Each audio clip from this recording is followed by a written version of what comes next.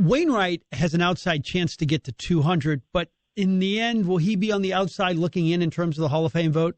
Probably, but he'll be on the ballot for a number of years, I would think. He's had 2 20-win seasons and 2 of 19. Not many guys still pitching can say that. Unfortunately, he missed a couple of prime years that he would have had. He missed the entire 11 season after his elbow gave out on him. And that was a world championship year. He'd had a big year that year, you would think. And then he missed another season virtually when he hurt his Achilles in Milwaukee trying to run out a pop-up. And he pitched only, I think, about a month of that year, and 14 or 15. So let's say he had, conservatively 30 more wins in those years. Well, he'd be way over 200 by now, and you'd be talking about him. So in terms of that rest of the rotation with Wainwright, I think we know the 5 guys that are going to get the first shot at being in the rotation is Wainwright, Matz, Michaelis, Flaherty, and Hudson. Now you give me the depth chart like 6 through 10 or 6 through 9. Well, Reyes is in there. You've got Woodford is in there. Liberatore is probably down toward the bottom. I think he would still start the season in the minors. So that's what we had 8 there. I don't know I think they'll likely sign another veteran pitcher who would be 8 or 9. And then I don't think they'll be converting Cabrera to a starter, but he could be a guy down the line. Hicks is going to do some starting, I think, this year. But if he does that, if they follow through on that, he'll be starting in the minor leagues doing that. He won't start in the big leagues at the beginning of the year. So that'd be about it, I think. But there's one to be determined yet that isn't here. The Hall of Famer Rick Hummel with us on the Hollywood Casino press box on the all-new 590 The Fan. What is your take on what's going on in baseball right now? If you had to look into your crystal ball, what do you think evolves with this lockout? Well, I don't think anything's going on right now. I think both sides have gone back to their respective corners and are plotting different strategies. We may see some negotiating before the holidays. I would hope so. I still think they have until February 1st to come up with something. That still gives people 2 weeks to get to spring training and whatever else they need to do. It's not very long, but I'm of the opinion the season is not yet affected, and the spring training is not yet affected. Spring training could be affected by a little, but I'd be surprised if this wasn't starting late March or early April, whatever. If the players get what do you think they'd be content? They have games canceled. Oh, okay. You kind of broke up there. I'm sorry. If the players get what do you think they'd be content with? Obviously, they're not going to get everything they want, and the owners feel like, why should we give up anything? But what do you think like the one key issue or 2 key issues for the players would be? Earlier arbitration. They want to take care of the players between 0 years and 3 years of experience better than baseball does now. I mean, these players are greatly underpaid compared to what the veterans are making. Now, not greatly underpaid compared to what people or short careers we're talking about. So that's one thing. I think they'd like to get to free agency a little sooner than 6 years. Maybe not in the first year of the contract, but gradually get down to 5 years of service time before that happens.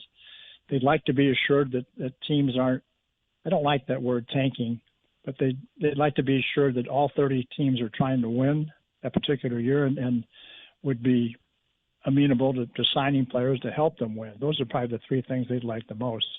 And then if they get those, what do the owners get back from the players? Well, that's a good question. The owners want to have expanded playoffs. I think the players are okay with that. I don't know how far expanded you want to go. The owners have offered to raise the luxury tax threshold a little bit, to penalize teams if they go over that, but give them more wiggle room to sign players. I will say the owners are looking probably at what happened so far with Detroit, Tampa Bay, and the Marlins all spending a lot of money. Well, those are teams that traditionally do not spend a lot of money. So at least that has changed a little bit, maybe because the hurry-up nature of the proceedings, trying to get all this stuff done before the lockout. But the owners, I think the owners are not terribly unhappy with the way things are now. I mean, given the fact that we're going to have full ballparks now every place from the start of the season, you would think. Would part of the reason you think that there's not going to miss any game time be the fact that the owners and the players have already lost a significant amount of money because of the COVID season? Well, that's part of it. I just think that they have to feel that the public won't stand for it. They're going to hate both sides. Sometimes the public comes down on the all those greedy owners. They're billionaires, this. And I think both sides would be clear targets for the fans this year, and attendance will slide back again. I imagine it's real hard selling tickets right now. I know the windows are open, but not for individual tickets so much, but for special items. But I don't think they're probably getting too much done at the ticket window right now. Let's get back to the on-the-field product. What would you put the percentage chances of Kyle Schwarber being with the Cardinals next season, and who would be the high competitors in the Schwarber sweepstakes? Well, I think Boston still likes him. They have a DH in J.D. Martinez, so Schwarber would have to play in the field somewhere. He's okay in left field. In fact, in left field in that ballpark, he'd be great because there's no room to cover. So that there's a possibility there. 20% maybe with the Cardinals. I don't know. They don't seem inclined to bring in a guy as a quote full-time DH. They got people they want to rotate in that position. I think they want to see some of those kids this spring. They want to see Cooper and Yepez and see what that looks like if those guys are actually ready for the big leagues. I think they're not expecting them to be ready for the big leagues on an everyday basis, but you don't know. These are top prospects. Schwarber, as we saw in the postseason, it cannot play first base. That was a big mistake that Boston manager Cora made, trying to think he could do that. I don't think he could play right field either in a bigger ballpark. I mean, he'd have a hard time playing any field. At left field, he's all right, I think, but not right, and certainly not first base. But can he hit and get on base? Yeah. Now it depends what that costs. I mean, how many teams they're looking for him? I got to think quite a few. But until the DH is placed, isn't, so you don't make that sign yet. So in terms of like DH at bats as we speak, could it be something like Nolan Gorman is your left-handed DH, and then a guy like Paul DeYoung, if he's not playing short, could be your right-handed DH if it's Sosa? Or you mentioned Juan Yepez. I guess that's a viable option too, because he's put together some pretty decent numbers.